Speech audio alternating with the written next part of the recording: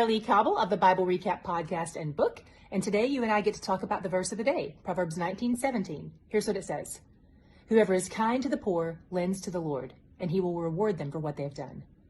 This verse really gives us a glimpse into God's heart. God loves generosity. God loves the poor. What's interesting to me about this verse is that King Solomon is the one who is attributed with writing it, and he was the wealthiest man who ever lived. Sometimes it can be easy or even natural to despise or mistrust people who have a different socioeconomic status than us.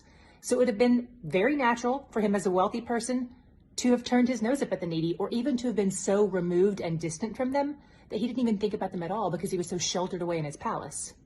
But not only was Solomon the richest man who was living, he's also the wisest, according to 1 Kings chapter 4. And in his wisdom, he wrote this proverb about generosity.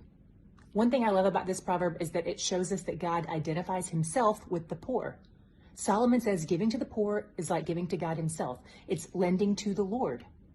And then we see that God responds to generosity with generosity of his own. He rewards those who are generous to the poor.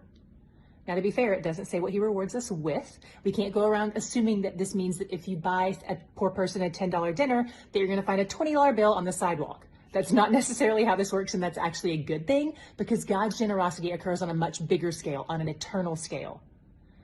It's possible that it means you might get a financial reward, sure, but it's also possible that it means something less tenuous and fleeting, something more substantial, like joy and peace or humility and gratitude. Maybe he rewards you with greater character. After all, the very act of generosity is demonstrating that you trust God to provide. You're building your character through that by demonstrating that trust, because it shows that you trust that God will meet your needs, even as you give away some of your means. So today, how will you be generous?